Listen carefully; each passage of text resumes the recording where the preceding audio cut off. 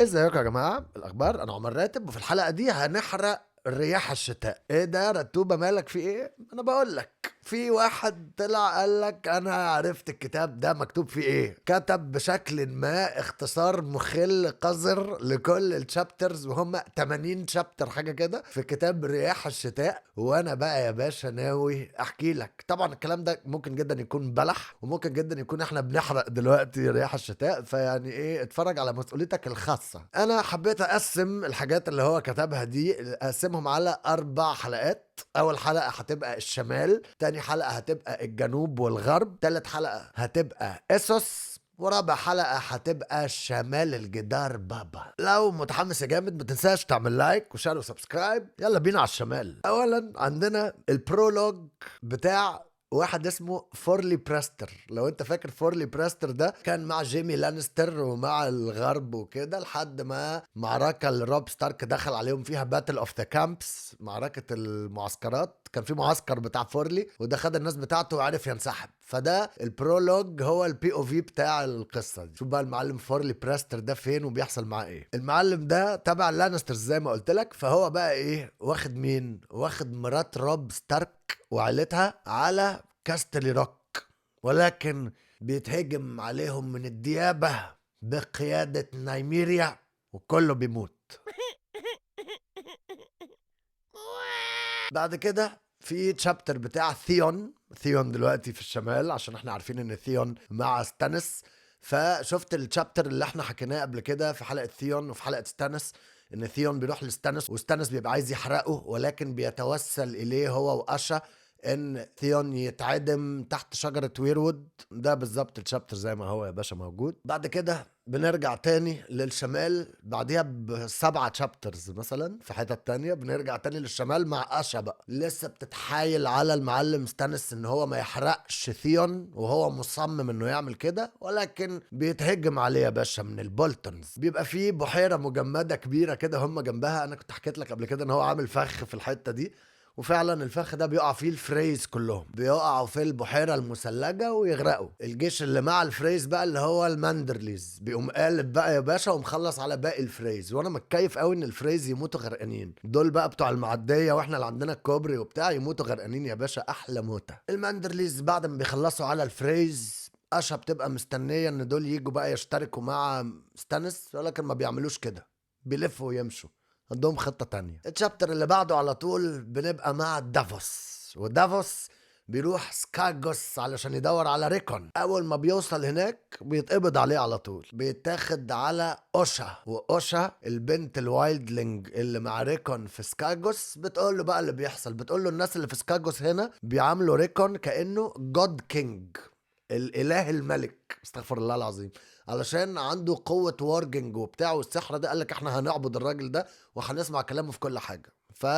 ريكون ما عندوش اي نوع من انواع التفاهم. دافوس بيحكي لاوشا على كل حاجه بتحصل، وبيقول لها عايزين ريكون ويرجع وياخد الشمال وبتاع. اوشا بتبقى خايفه على ريكون ومش عايزاه يرجع الشمال، ودافوس بيرجع السجن تاني عادي جدا. بنرجع لاشا تاني، اشا اللي هي جري جوي، اوشا اللي هي وايلدلينج. فبنرجع لاشا تاني، وبعد المعركه ستانس تبضع بقى يا باشا، خد كل الحاجات اللي كانت مع الفريز والكار ستاركس والأمبرز وبتاع، بقلش الشباب دي، وبقى معاه اكل وبتاع، والجيش بتاعه بقى جامد ومتحركين على وينترفيل. واشا مبسوطه قوي ان ثيون هيتعدم في وينترفيل، مش هيتحرق ولا حاجه. وستانس ده بيهدد ان هو هيحرقها لو الدنيا نزلت تلج تاني. لا لو نزل تاني تلج احرقك، ده اللي انا فاهمه يعني. هو انا هحط لك لينك عامه، الراجل كاتب عبس يعني، انت صعب قوي تفهم هو كاتب ايه، بس انا ايه بجتهد يعني. صباح الفل. لما بنرجع لدافوس تاني بيقابل ريكون ستارك،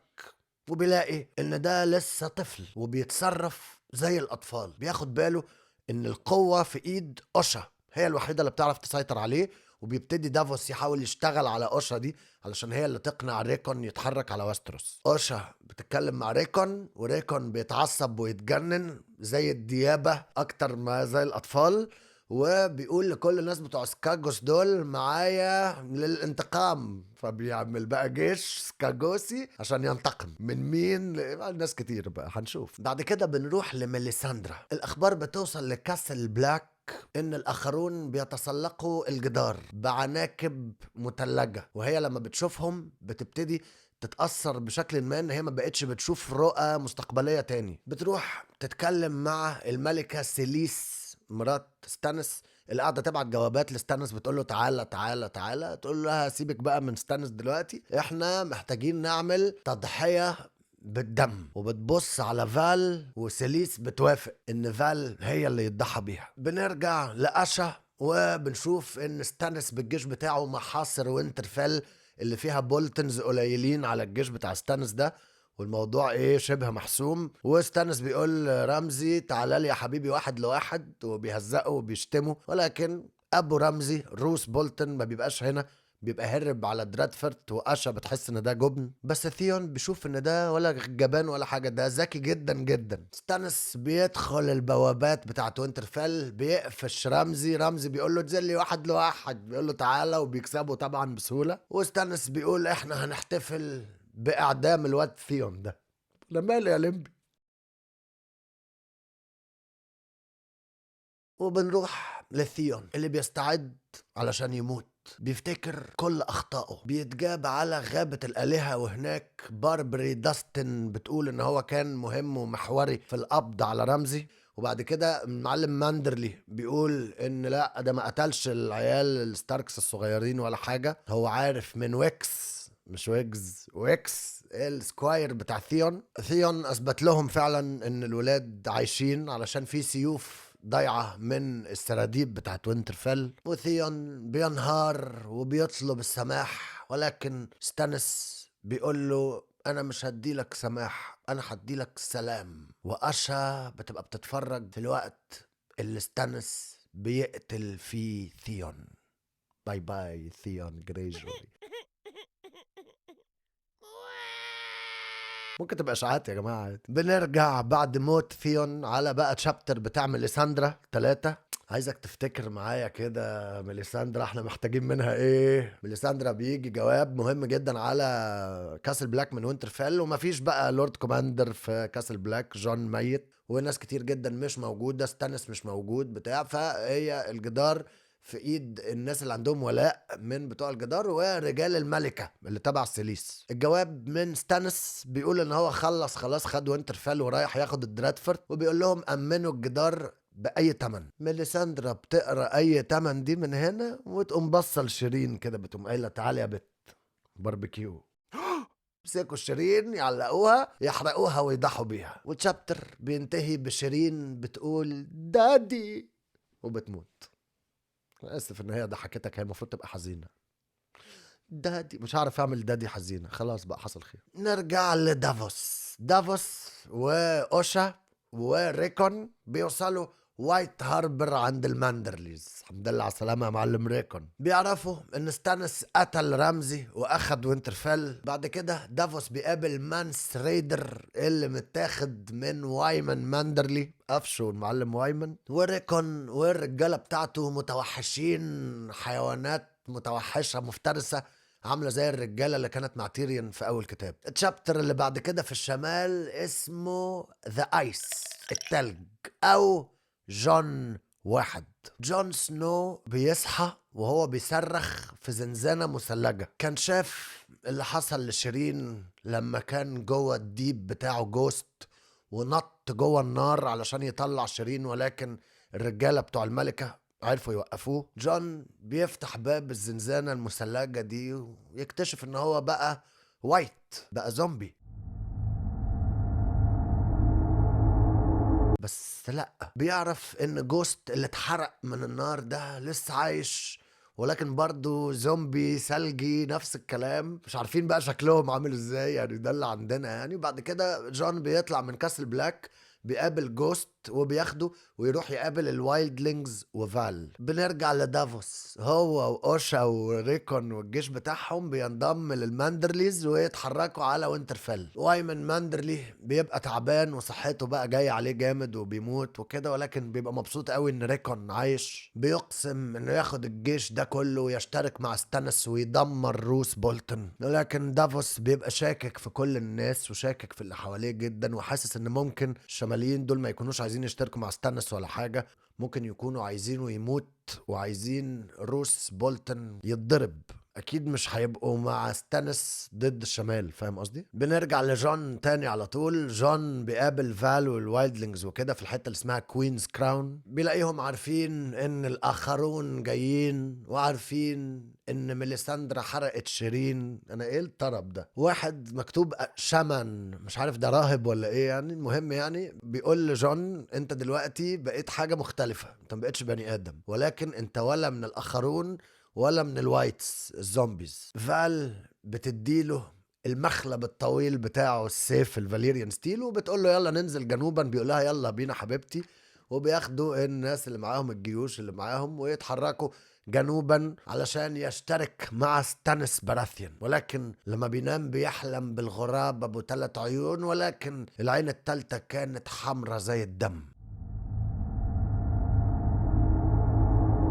الشابتر اللي بعده جون، خلي بالك في النص تشابترز تانية كتير في حتة تانية، انا ماشي معاك في الشمال بس دلوقتي خلاص يعني. اللي قبل ده كان 49، ده 57، هم 80، فاحنا تمام. جون سنو بيوصل وينترفيل بالجيش اللي معاه وبيلاقي أعلام الستارك والماندرلي وأعلام تانية، ولكن الصدمة الكبرى بياخدها لما بيشوف ريكون ستارك وبيلاقيه عايش ولسه عايز يسلم عليه. الماندرليز بيقبضوا على جون سنو خاين العهد اللي ساب الجدار. جوست وشاجي دوج بيعملوا ثورة عارمة دوشة جدا. ريكون بيفهم وبيؤمر ان جون يطلقوا سراحه. بيتقابلوا بقى وبيسلموا على بعض وبيعيطوا هما الاتنين، جون سنو وريكون ستارك.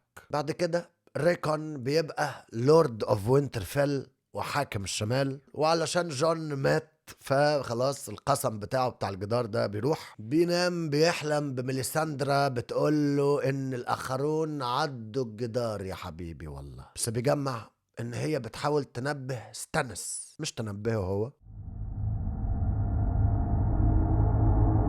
بعد كده بنروح لأشا اللي هي اصلا مع الجيش بتاع ستانس، ولكن هي اسيره معاهم وبتتحرك معاهم على درادفورت بتاعه البولتونز. جيوش من هاوس ماندرلي البوب بتاعهم جلوفر بيقابلوهم ويقولوا لهم ان ريكون ستارك هو دلوقتي اللورد بتاع وينترفيل والبوب بتاع الشمال وهيقف مع ستانس. بس ستانس بيتصدم لما يعرف ان شيرين ماتت وان الاخرون عدوا الجدار. الملك ستانس بيتجنن وبياخد كل الجيوش بتاعته ويجري شمالا ويسيب كل بقى موضوع حصار درادفورت ده للشماليين. والشماليين يا باشا بيروحوا ريكون وجون سنو ودافوس واوشا والجيوش بتاعتهم بتتحرك على الدرادفورت، وعاصفة ثلجية بتهب عليهم تاني. بعد كده جون بيعرف ان اريا في الجدار، فلما بيعرف ان اريا في الجدار ده بيعرف ان يعني هي جين بول، هي مش اريا.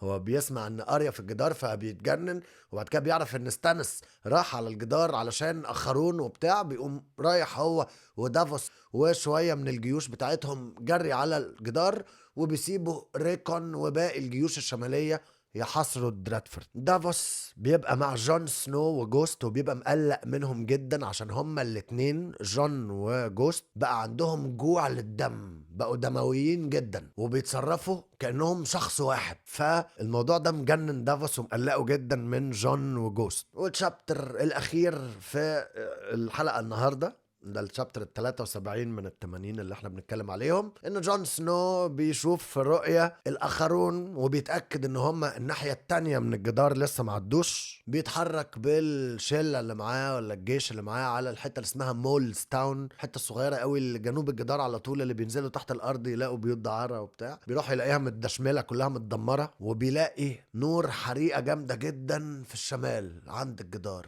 وبيروح هناك بيلاقي الجدار في فوضى، والجيوش من الوايلدلينجز الكبيرة جدا جدا بتهجم على كاسل بلاك من الناحيتين. وهنا تنتهي حلقتنا يا جامد، اللي فيها حرق للكتاب السادس، وهو تقريبا ولا حرق ولا حاجة، ممكن يكون ده واحد بيهزي، بس أنا الهزي عجبني وقلت أشار معاكم هذه النظريات أو الاحتمالات. أشوفكم بقى في الحلقة اللي جاية. الحلقة اللي جاية هنتكلم على الجنوب، احنا اتكلمنا على الشمال، نتكلم على الجنوب. الجنوب بقى عندنا بقى، استنى هقولك عندنا تشابترز مين بعد ده. لا بعد ده اسوس، عشان نشوف دينيرس بقى. واسوس انت قبل كده كان دينيرس بتبقى دينيرس لوحدها كده او معاها واحد، لا خد بقى يا باشا، دينيرس عندها تشابترز، فيكتاريون، تيريون، بارستن، سلمي، هم الاربعه دول. استنى نشوف كده.